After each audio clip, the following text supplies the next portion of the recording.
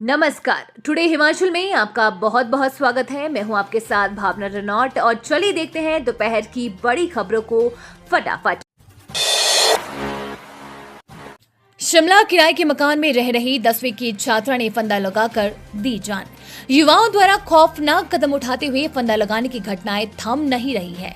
इसी कड़ी में शिमला शहर के एक नामी कॉन्वेंट स्कूल की छात्रा ने अपने किराए के मकान में फंदा लगाकर अपनी जान दे दी है। आनंद फानन में परिजन उसे तुरंत आईजीएमसी उपचार के लिए लाए, लेकिन वहां डॉक्टर ने उसे मृत घोषित कर दिया। मौके पर पहुंचकर पुलिस ने शव को कब्जे में लिया और आत्महत्या के कारणों की पड़ताल शुरू कर दी। अभी तक पुलिस को कोई सुसाइड नोट बरामद नहीं हुआ है। छात्रा ने इस खौफनाक घटना को स्कूल से अपने किराए के मकान में पहुंचने के बाद अंजाम दिया है। जानकारी के अनुसार राजधानी के कोमली बैंक के पास रिहायशी कॉलोनी के किराए के मकान में 15 वर्षीय एक किशोरी ने फंदा लगा लिया। हिमाचल उपचुनाव नालागढ़ में तिकोना मुकाबला, देहरा और हमीरपुर में नए समीकरण। हिमाचल प्रदेश में विधानसभा उपचुनाव के लिए दिग्गज साथ पे छा रहे हैं। चुनाव प्रचार जोर पकड़ने लगा है।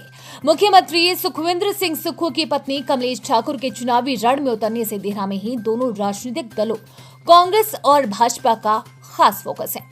हमीरपुर और नालागढ़ में प्रत्याशियों में टक्कर रोचक हो गई है। नालागढ़ में मुकाबला तिकोना लग रहा है, क्योंकि स्वर्गीय पूर्व विधायक हरि नारायण सैनी के भतीजे हरप्रीत सिंह ने कांग्रेस और भाजपा के सियासी समीकरण उलझा दिए हैं। देहरा में कांग्रेस प्रत्याशी कमलेश ठाकुर भाजपा के होशियार सिंह के सामने चुनौती पेश की है। हमीरपुर में भाजपा उम्मीदवार आशीष शर्मा व कांग्रेस उम्मीदवार डॉक्टर पुष्पेंद्र वर्मा में कड़ा संघर्ष है। उपचुनावों के लिए विधानसभा की तीनों सीटों से 13 प्रत्याशी दमखम दिखा रहे हैं। मुख्य मुकाबला 2 सीटों पर कांग्रेस और भाजपा के बीच माना जा रहा है, तो नालागढ़ में तस्वीर तिकोनी हो गई है। कुछ निर्दलीय भी ताल ठोक रहे हैं। देहरा और नालागढ़ में 5-5 व हमीरपुर में 3 प्रत्याशी चुनाव मैदान में है। भाजपा और कांग्रेस प्रत्याशियों के अलावा नालागढ़ में तीसरी स्वाभिमानी पार्टी भी चुनाव लड़ रही है। बाकी निर्दलीय प्रत्याशी हैं। देश में पहली बार एनसीएमसी कार्ड सेवा हिमाचल से होगी शुरू, जाने इसके फायदे।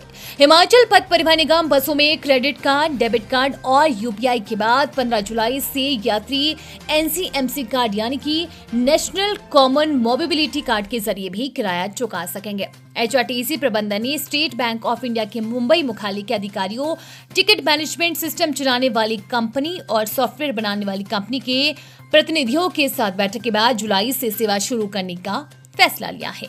एनसीएमसी कार्ड को इस तरह डिजाइन किया जा रहा है कि ये प्रीपेड कार्ड के रूप में तो काम करेगा ही, इसका उपयोग एटीएम कम डेबिट कार्ड के रूप में भी हो सकेगा।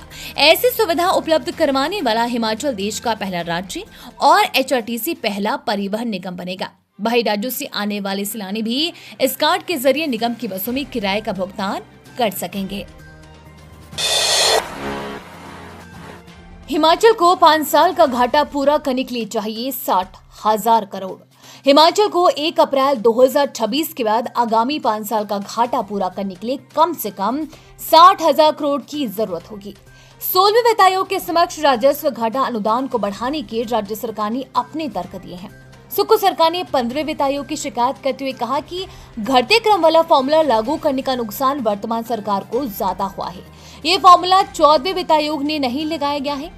हिमाचल सरकार को उम्मीद है कि 16वां वित्त आयोग अगले 5 वर्षों के लिए प्रदेश के साथ न्याय करेगा। मालूम रहे कि प्रदेश में 13वें वित्त आयोग की सिफारिशों के बाद महज 8,000 करोड़ रुपए का राजस्व घाटा अनुदान ही दिया गया था। इस वजह से राज्य की अर्थव्यवस्था पटरी से बाहर हो गई थी।